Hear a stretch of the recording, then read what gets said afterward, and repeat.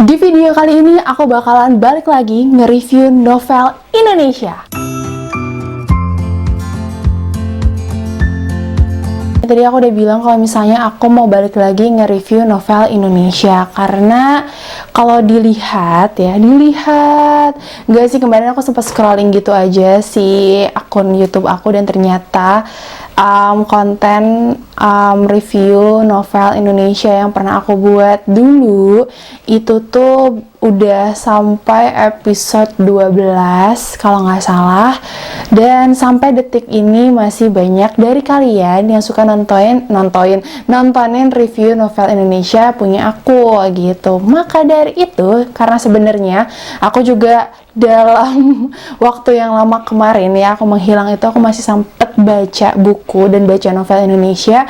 Jadi apa salahnya kalau misalnya aku balik lagi terus aku bikin review novel Indonesia lagi. Hari ini aku mau nge-review satu buku novel Indonesia seperti biasa.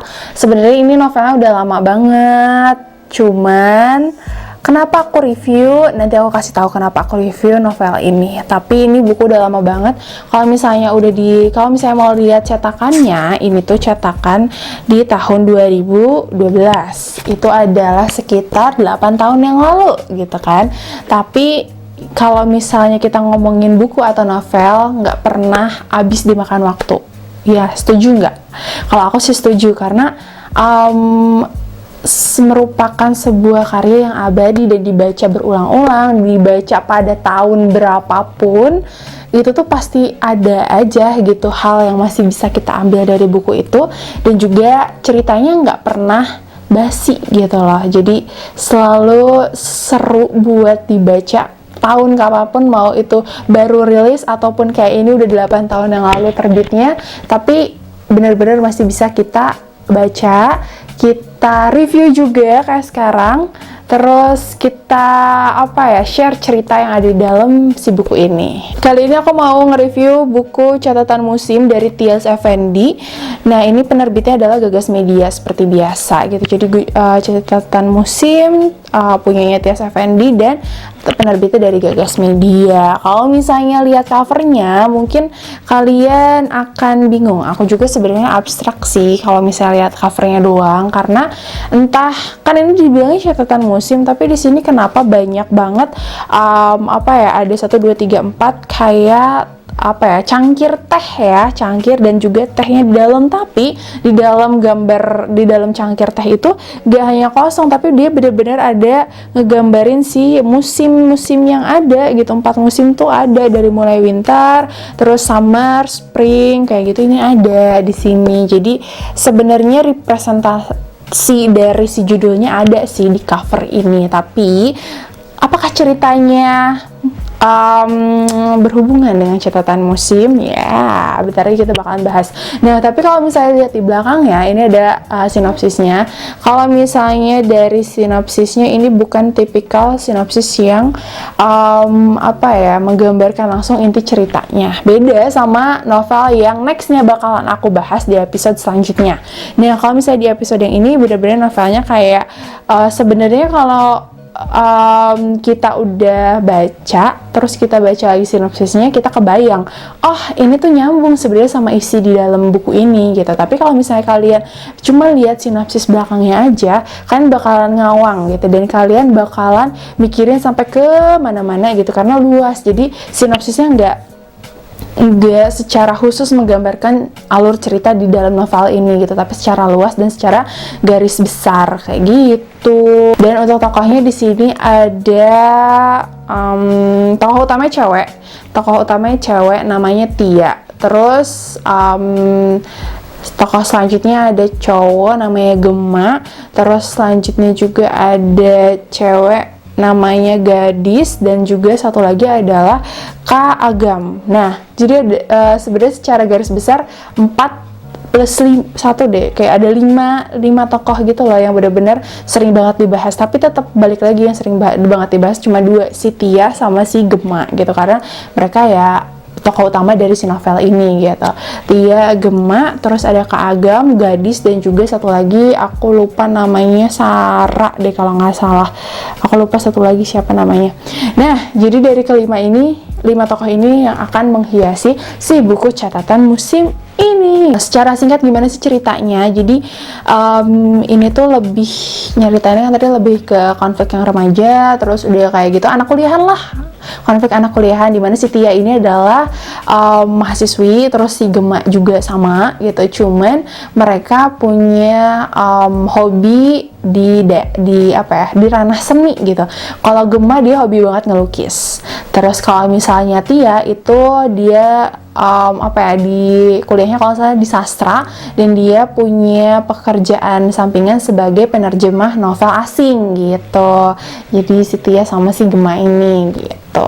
Terus, nah mereka tuh sebenarnya awalnya nggak kenal, tapi karena suatu ketika di bulan, entah di bulan, tapi di musim hujan. Nah, di musim hujan mereka ketemu. Jadi gara-gara hujan mereka ketemu di suatu tempat, si Tia dan si Gema ini, padahal mereka sebelumnya nggak pernah kenal.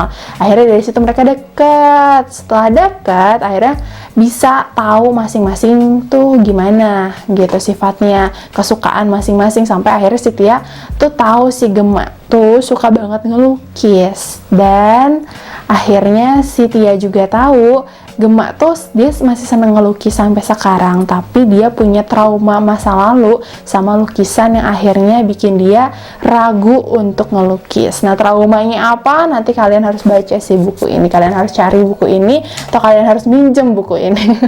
Nah, sampai suatu ketika si Gema tuh harus pindah ke Prancis gitu. Dia pengen berkarir yang lebih lagi di Prancis sana kayak gitu. Jadi si Tia dan si Gema ini akhirnya harus berpisah gitu. Tapi nggak lama kemudian ternyata si Tia ada rezeki lagi buat kuliah S2 beasiswa di Prancis. Akhirnya mereka di Prancis dan ketemu di kota yang sama. Tapi cara ketemunya juga tidak semulus itu loh. Jadi setelah mereka kenal nih, awalnya mereka nggak kenal, terus mereka jadi kenal. Setelah itu karena sebuah konflik akhirnya mereka harus pisah, ya kan?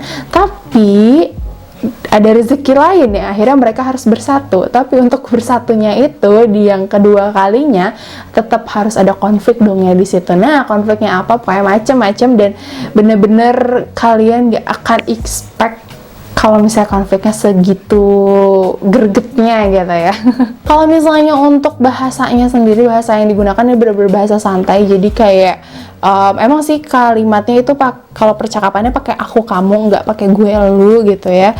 Tapi nggak susah gitu sih, pilihan katanya bener-bener kata yang sederhana dan dibacanya bisa ngalir gitu aja gitu. Nggak, selama aku baca novel ini sih nggak ada diksi yang nggak aku ketahuin. Jadi buat kalian yang nggak begitu, pembendaharaan katanya nggak begitu banyak, jadi sama aja kok kayak kata-kata sehari-hari yang kita pakai gitu. Dan kenapa aku review novel ini, balik lagi karena konfliknya benar-benar gak ketebak dan secomplicated ini, padahal bukunya gak tebal-tebal amat, tapi konfliknya benar-benar bisa bikin naik turun gitu loh. Jadi berhasil banget nih si novel ini bisa bikin kita up and down ya gitu, kebawa banget perasaannya, dan bisa nyimpen sebuah kebahagiaan tuh di akhir gitu.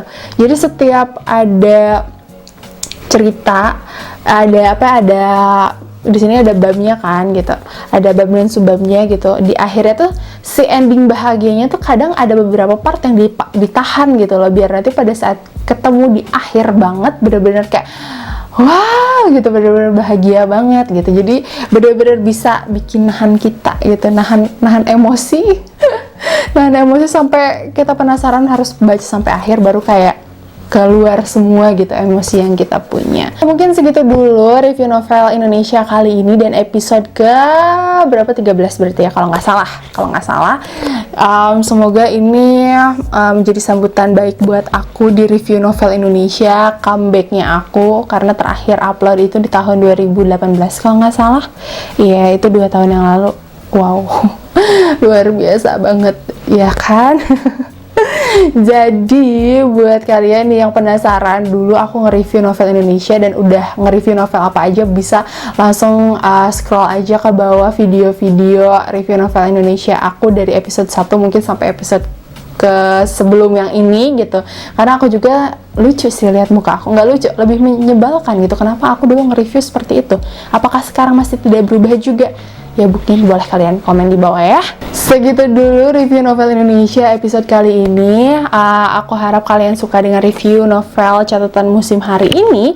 Dan sampai ketemu di video selanjutnya. Dadah!